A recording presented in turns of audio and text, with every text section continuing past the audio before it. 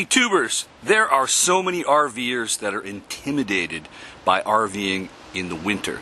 Since I live in Canada and I've done it several winters, I've got a lot more confidence built up and I got some tips. I did a video on this several years back, but let's do another video because I've learned from a few mistakes. So let's get to it now.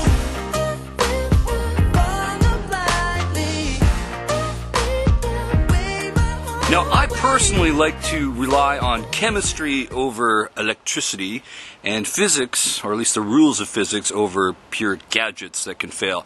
So, for example, this water hose that you RVers have, damn thing can freeze up quite easily. And it's happened to me, especially even after you heat tape it, because this damn heat tapes can fail. So what I say is just stick your hose in there, fill up your water supply, and close the damn door, because your water is not going to freeze, because your tanks are inside. And just store your hose somewhere else. Get her done. If you have any outside access doors for your fresh water intake or things like that, you're going to want to close them and keep them closed. It just makes sense. Keep that heat in. Now for you people with those expensive rigs with the heated tanks, you just flick a few switches, bada bing bada boom, Bob's your uncle.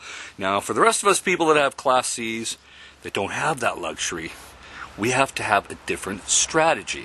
Now one of the most simplest thing you can do is turn your damn hot water tank on and leave it on. Unless you're driving for a few hours, then you can turn it off, but turn it on, leave it on, it can't freeze. Trust me, I've gone to minus 15 for days. It won't freeze. Just leave it on. Don't be worried about those few extra cents of propane that you're going to be spending. Now you're going to want to get one of these remote thermometers.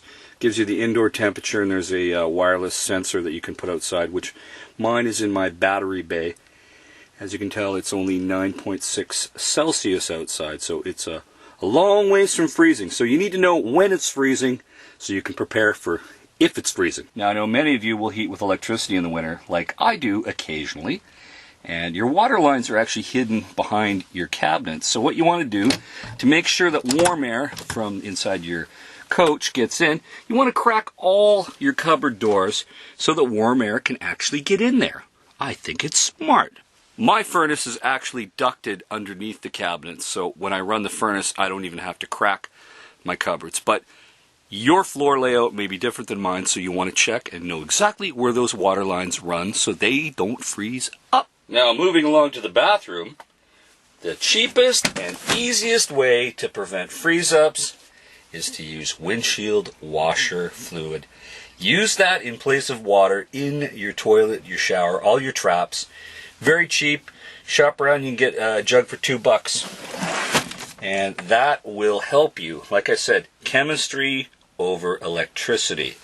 And keep in mind the salts and minerals in your waste don't freeze at 32 or 0 Celsius. They freeze at a lower temperature. So with a little bit of chemical help, you can definitely go at least 10-15 degrees lower and still dump your tanks. Now another thing that's cheap that you can get at pretty much any Walmart are these ventilation cushions. They are worth their weight in gold because they provide more thermal protection, because you're going to bleed a lot of heat through those vents, even if they're closed. I think they're well worth it. Buy as many as you need to keep your place insulated. Now if you really insist on heating your black tanks, gray tanks, and your water lines, go buy heat tape. I've had these fail. I don't trust them 100%. Your results may vary. Having multiple sources of heat is definitely in your favor. Just like aviation, redundancy is your friend. So if one of your heaters goes, you got a backup. If both of them go, you still got the furnace. If even that goes, you got your Mr. Buddy, because he is your buddy and he's your best friend when you need him. Something to think about.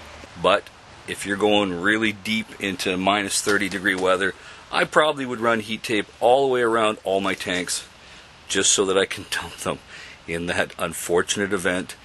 Because once those gray and black tanks are frozen solid, you're not dumping them. And whatever you do, folks, don't go to an RV store to buy this heat tape or heat blankets. Just go to Walmart, go to Amazon. buy it cheaper. Don't pay full retail. You don't have to do that.